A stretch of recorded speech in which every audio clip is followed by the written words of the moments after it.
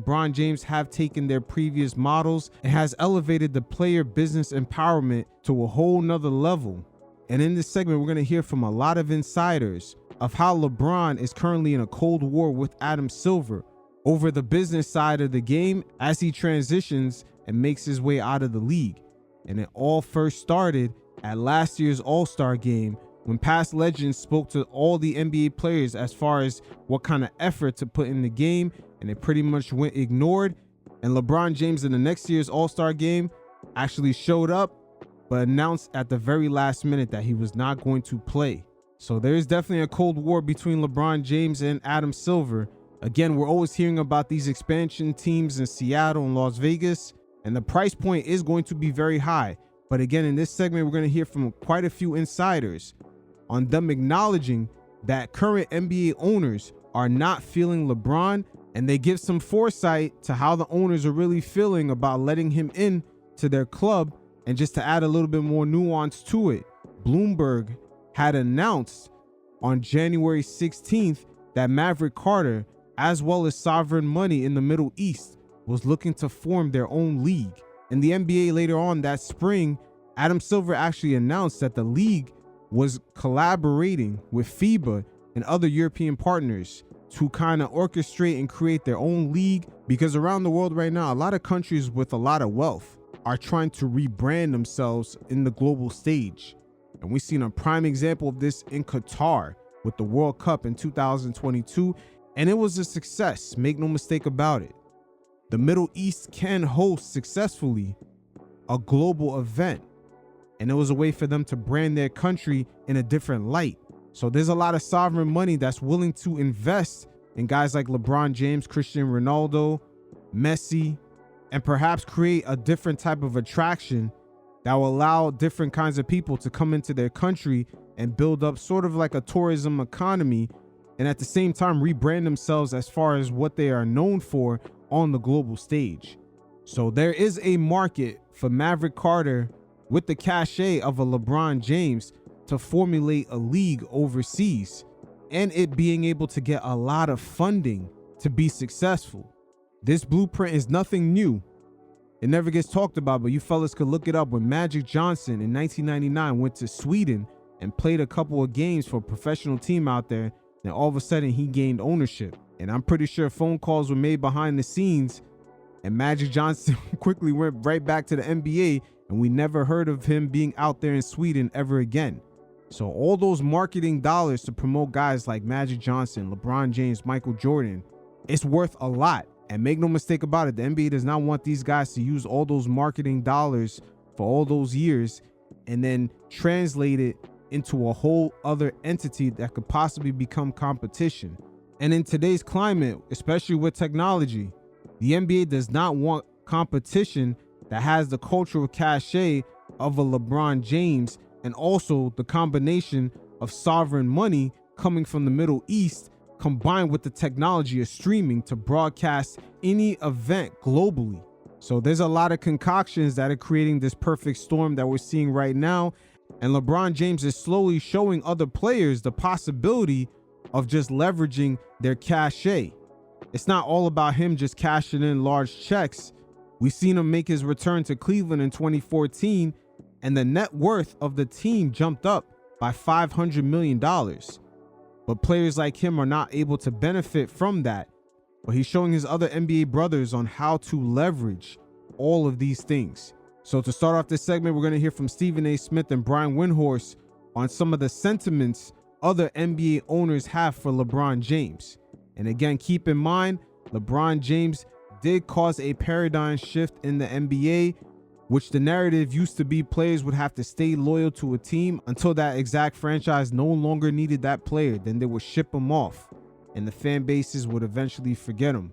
And after the 2010 decision to go to Miami, we've seen other players take control of their careers, and certain players were willing to leave even dollars on the table in order to control their destiny.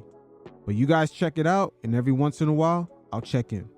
The internationalization, the globalization of the sport, the elevation of the team's value, etc. Nobody's taking less. Not these days, especially, and we all knew this was going to happen from the moment Steve Ballmer got the Clippers for $2 billion. Remember that? We all knew that was going to happen, okay? We all knew that the course that they on now, it was forthcoming. We knew that was coming. The issue for me with this story is that Michael Jordan had assistants. He had somebody in that room who wanted to help him. I can't think of anybody who is going to want to help LeBron James. That's what I'm saying. And that is a story that I think is going to percolate and is going to gain traction and momentum in the weeks and the months to come. That's my only point. Now, Stephen A. Smith is saying stuff like this because he knows something on the inside when it comes to LeBron James and the player empowerment culture that has trickled down into the league. A lot of the owners are not happy about it, and they tried to kind of curve it in the last CBA in 2017, and players still ended up walking away from large contracts. And now we're seeing this new CBA that started in 2025. It has a lot of restrictive rules, and we don't really see a lot of players hitting free agency like they used to. But Molly Karam right here is going to ask a very interesting question. I want to push back on one thing where I don't totally understand, so maybe the audience at home doesn't either. Why would the NBA, why would these owners make it difficult for a Michael Jordan or not want to help a LeBron James to become an owner when they've done so much for the game? Well, help is a relative term. That's right. As far as, nobody's giving anybody a discount on something that's worth $7 billion that multiple people are bidding on. So you're saying it's a financial issue? It's just, I'm saying, the NBA can do 1,000 different things to honor and thank LeBron James. Giving equity is just not one of them. By the way, he understands that. He knows he's not going to be able to buy a $7 billion asset for $4 billion. He knows that. He knows he needs partners. Yeah, it's a very tedious thing to buy an NBA team. And keep in mind, Michael Jordan took over 3 attempts for him to gain the Charlotte Bobcats. Which was considered almost a third-tier franchise. So LeBron and his team right now, they got their eyes set on Las Vegas and Seattle, which are major markets, even for the NBA. So that's going to almost be a tier 1 city team. But it's going to be fascinating. And as far as the overseas thing, Molly, let me just say this about global basketball. Okay. There's a problem in global basketball. The biggest fan base is in China, but they have no players, okay? The NBA tried for 25 years to get another Yao Ming. Hasn't happened. The best players are in Europe, but there's no money. These soccer teams, the top paid players in Europe make less than what NBA minimum guys make, okay? There's no money there. The players are there. There's no money there. The money is in the Middle East. Yeah. But they don't have players or people, and there's problems, politically and taking that money. Once again, right there's the branding concept I spoke about earlier. A lot of the countries in the Middle East are willing to drop a lot of cash, not only on players, but on different entities that can come in and bring in a brand new attraction to the country so they can market themselves differently globally. And a lot of these countries with so-so reputations, they've realized that they can use sports as a way to soften their image around the world. So there's a bit of a gap in global basketball that's interesting. And I think LeBron and Maverick and other people see it.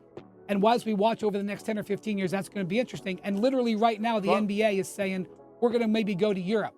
But as far as the idea that LeBron is going to be given any sort of assistance and any help, I would be surprised if that happened because these owners guard this equity like it's a family member. Well, and blood is thicker than water. No, hold on. Enough. Because see, here's my point.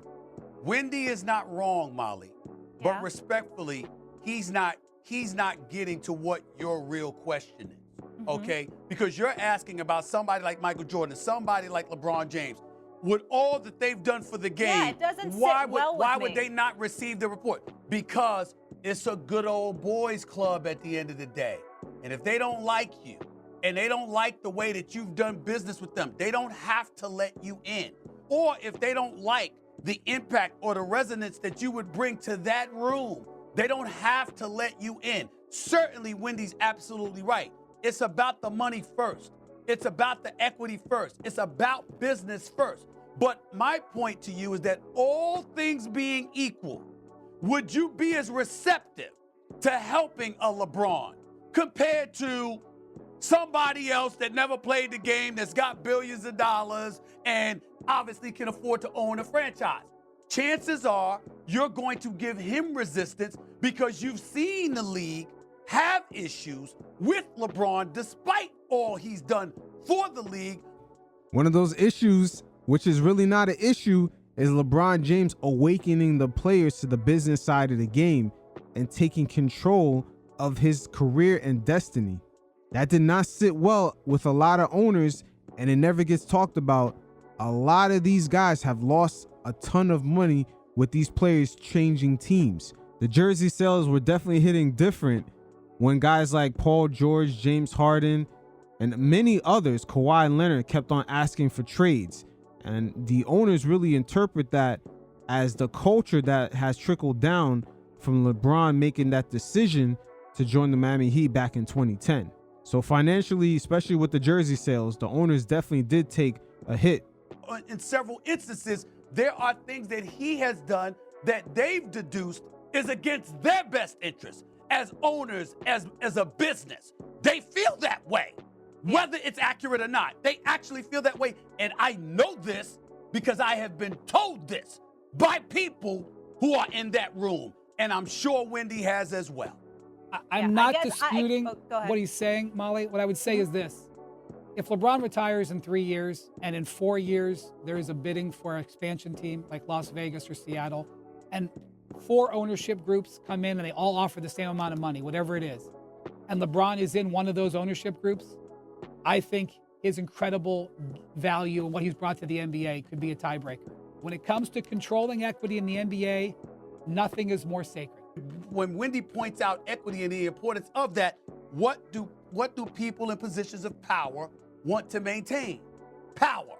And anything that compromises that, they're not going for. So in order for LeBron to happen, there would have to be a tsunami of public pressure, in my opinion, raining down upon the league and its board of governors in order for something to happen if all things were equal. Certainly they'll sit up there and point the finger in the direction of somebody else if they have the opportunity to do so, because there's not a lot of people inclined to help LeBron James because they don't feel, even though they know he's done a tremendous amount for the league, we all know this, there are other things that he has done that has not been helpful.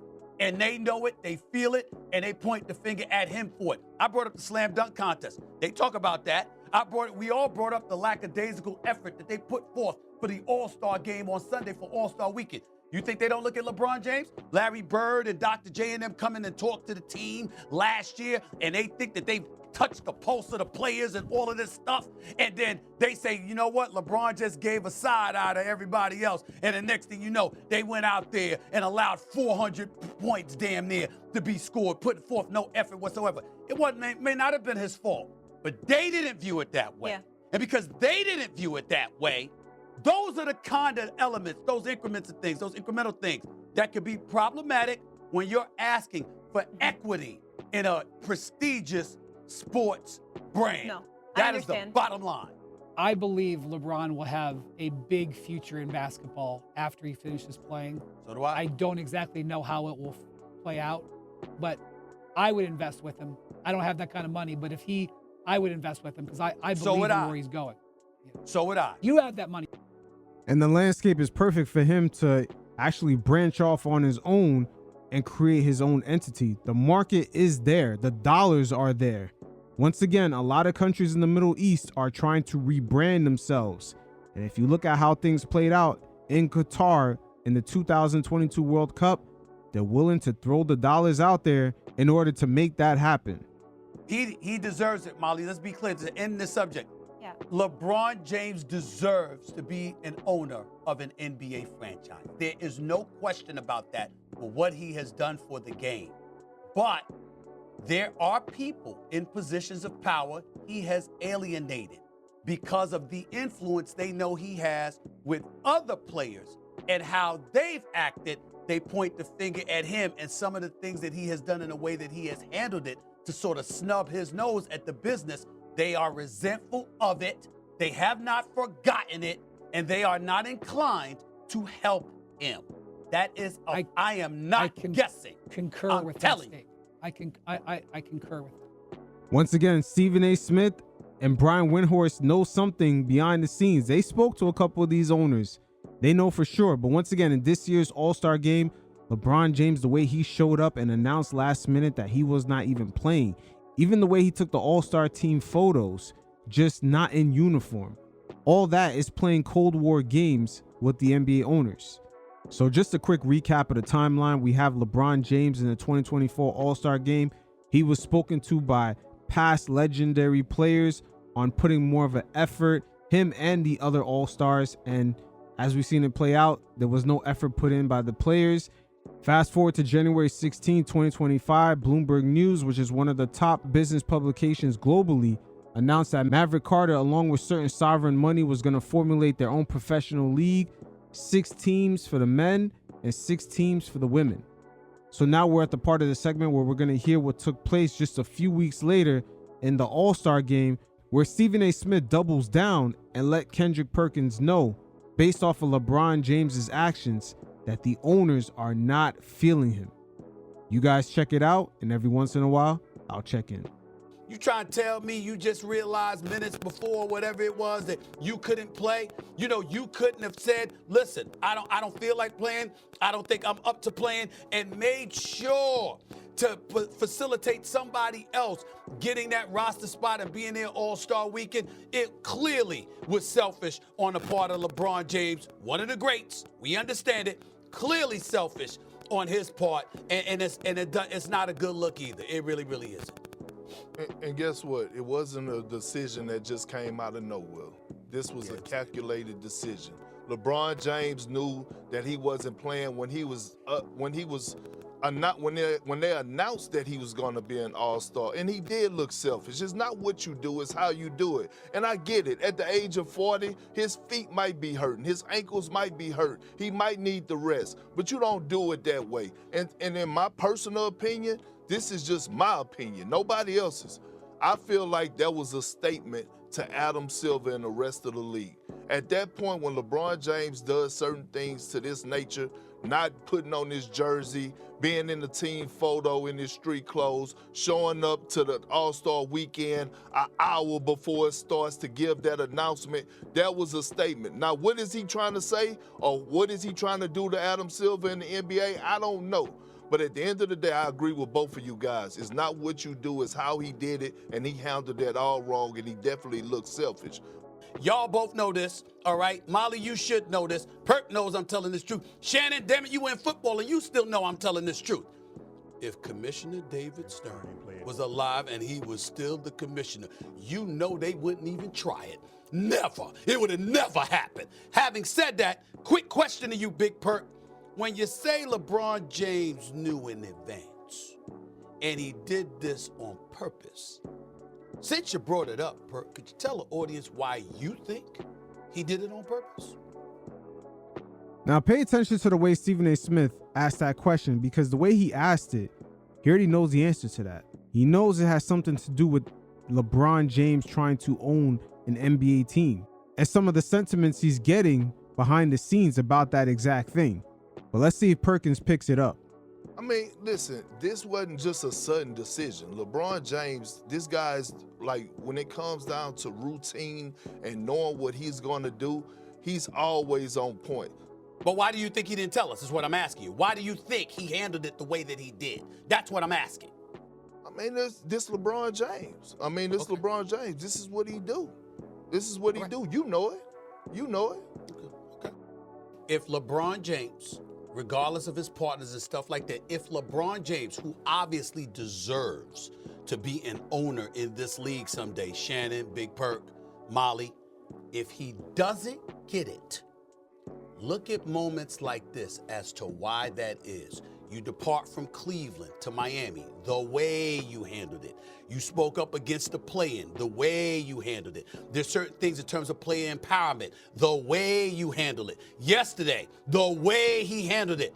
Make no mistake, fair or unfair, folks are going to remember that. Mark my words. Now, interesting dynamic with Stephen A. Smith. He was in a very similar situation to LeBron.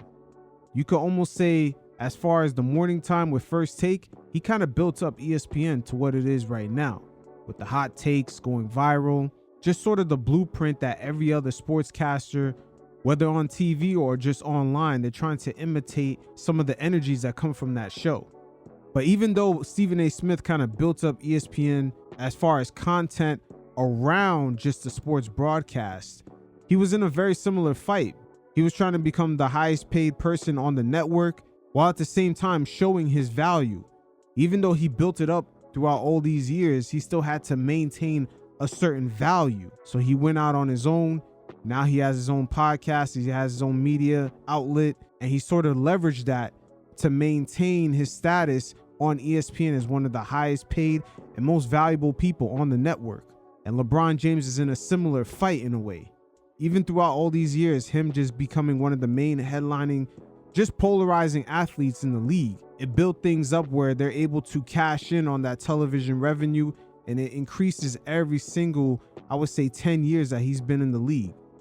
But to get the equity stake, it's a different level of just conversation and just finesse.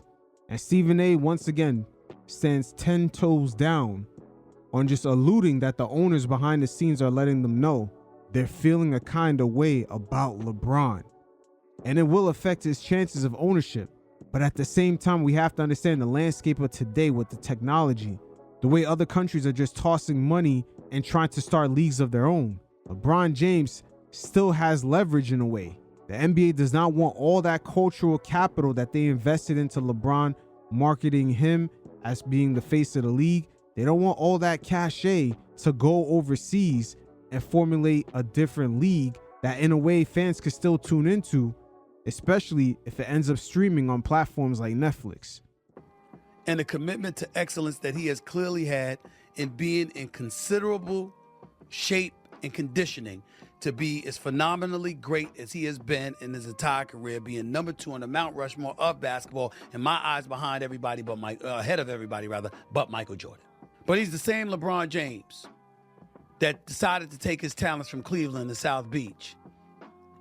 And former Cleveland Cavaliers owner Dan Gilbert had to find out on the news like everybody else. He's the same LeBron James that I personally will contest has ruined the slam dunk contest and arguably All-Star Weekend. You got people, once upon a time, it was Jordan, it was David Thompson before him, the Connie Hawkins, the Julius Irvins of the world, ultimately the Vince Carters and the Tracy McGrady's and the Kobe Bryants of the world. All stars with an aerial assault to their game participated in the slam dunk contest until LeBron James decided not to be one of those dudes. He wanted to use layup lines prior to games to do all of that, teasing the NBA and its fan base into salivating for him and clamoring for him to be a participant in the slam dunk contest, and he never did it. And then last year happened. You might not remember this. Dr. J. Julius Irvin, Larry Bird, guys like that walk in and they want to talk to LeBron James. And when they want to talk to LeBron James, they want to talk to the team, the NBA All-Star team. And LeBron James obviously was one of those guys. And they wanted to talk to them about taking it seriously and putting forth a decent effort and going out there and competing for the fans. And the NBA thought that those guys reached those all-stars inside their soul until they saw LeBron James give the players a side eye. And once that happened, they went out there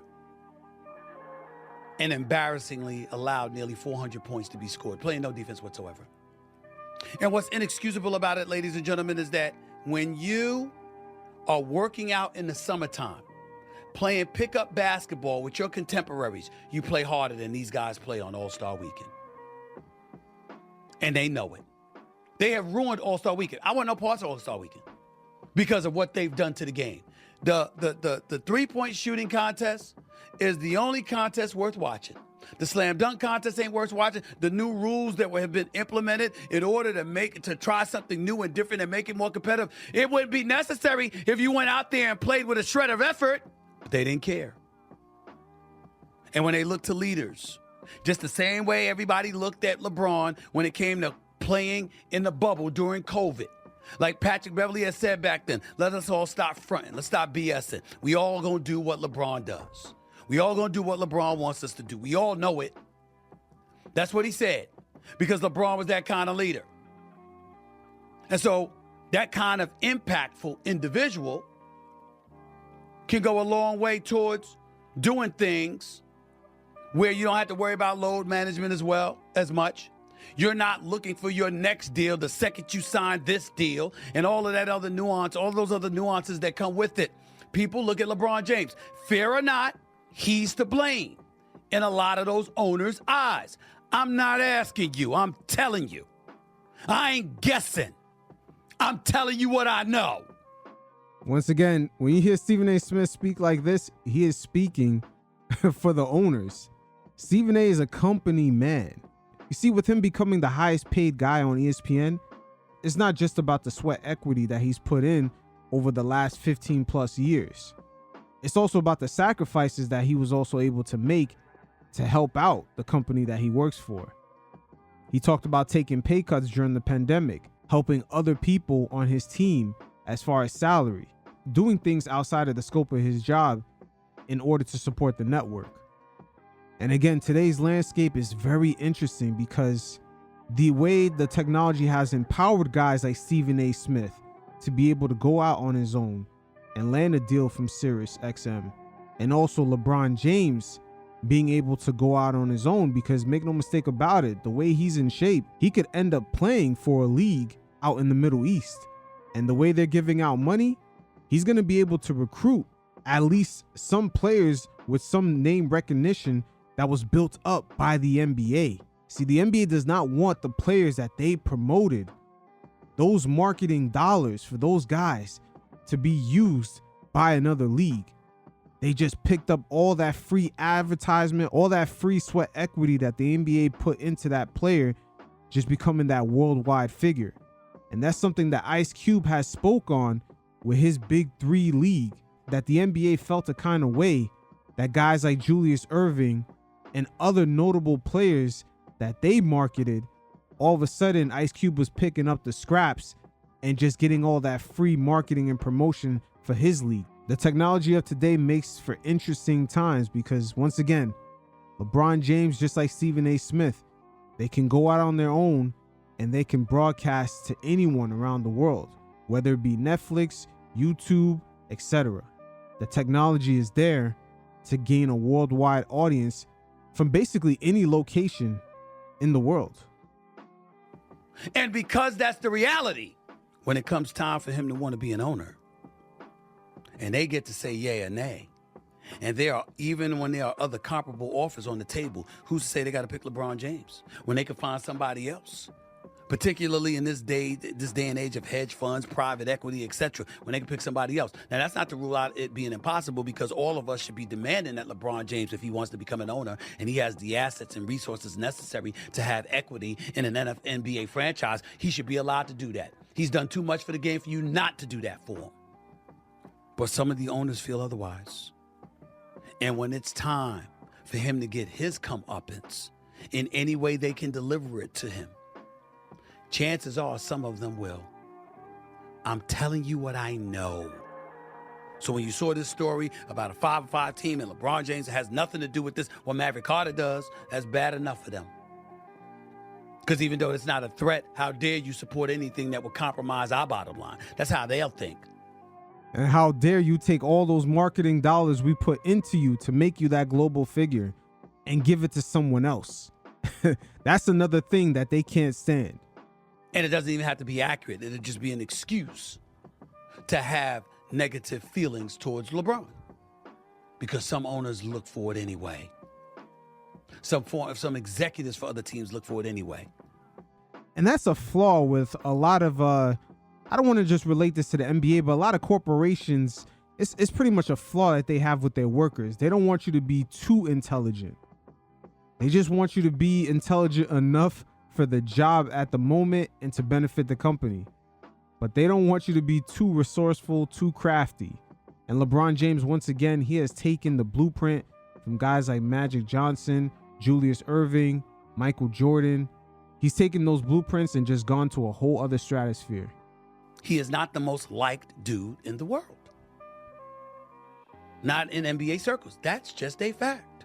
I'm not saying he did anything wrong. I'm not blaming him. I'm just telling you there are people in very powerful positions associated with the NBA who feel otherwise. I'm not guessing.